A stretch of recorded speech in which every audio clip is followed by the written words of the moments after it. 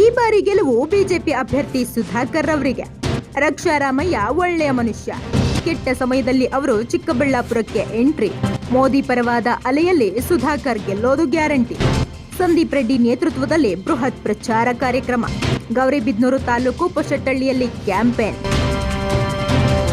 ಯುವ ಮುಖಂಡ ಬಿಜೆಪಿ ನಾಯಕ ಸಂದೀಪ್ ರೆಡ್ಡಿ ನೇತೃತ್ವದಲ್ಲಿ ಅದ್ದೂರಿ ಪ್ರಚಾರ ಕಾರ್ಯಕ್ರಮ ನಡೆಯಿತು. ಗೌರಿಬಿದನೂರು ತಾಲೂಕು ಪೊಸಟಳ್ಳಿಯಲ್ಲಿ ನಡೆದ ಪ್ರಚಾರದಲ್ಲಿ ಬಿಜೆಪಿ ಅಭ್ಯರ್ಥಿ ಪರ ಸಂದೀಪ್ ರೆಡ್ಡಿ ಮತಯಾಚನೆ ಮಾಡಿದ್ರು. ಡಾಕ್ಟರ್ ಕೆ ಸುಧಾಕರ್ ಅಭಿವೃದ್ಧಿಯ ಹರಿಕಾರ ಅಂತ ಹೊಗಳಿದ್ರು. ಈ ಬಾರಿ ಮೋದಿ ಅಲೆ ಇರೋದ್ರಿಂದ ಸುಧಾಕರ್ ಸುಲಭವಾಗಿ ಗೆಲ್ತಾರೆ ಅಂತ ಭವಿಷ್ಯ ನುಡಿದ್ರು. ನಾನೇ ನಿರೀಕ್ಷೆ ಮಾಡಿರಲಿಲ್ಲ. ಯಾಕಂತಂದರೆ ನಾವೆಲ್ಲ ಮಂಡಿಕಲ್ ಭಾಗದವರು, ಚಿಕ್ಕಬಳ್ಳಾಪುರ ಭಾಗದಲ್ಲೂ ಒಂದಷ್ಟು ಕೆಲಸ ಮಾಡಿದ ಅನುಭವ ಇತ್ತು.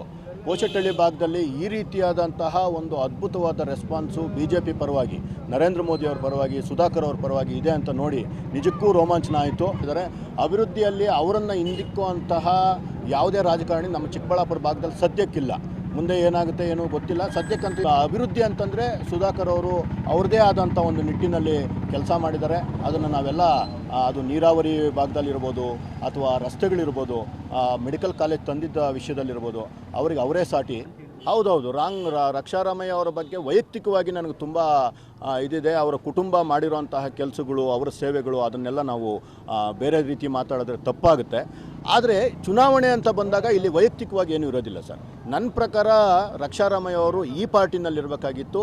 ಬೇರೆ ಯಾವುದಾದ್ರೂ ಒಂದು ಅವಕಾಶ ಉಪಯೋಗಿಸ್ಕೊಂಡು ಅವರೇನಾದರೂ ಒಂದು ಜನಪ್ರತಿನಿಧಿ ಆಗಬೇಕಾಗಿದ್ದರೆ ನಾವು ಸಹ ಅವ್ರ ಜೊತೆ ನಿಂತಾ ಇದ್ವಿ. ಬಟ್ ಈಗ ಸದ್ಯಕ್ಕೆ ಅವ್ರು ರಾಂಗ್ ಪಾರ್ಟಿಯಲ್ಲಿದ್ದಾರೆ ಸರ್. ಅವರಿಗೆ ಮತ ಸಿಗೋದಿಲ್ಲ ಅನ್ನೋದು ನನ್ನ ಅಭಿಪ್ರಾಯ.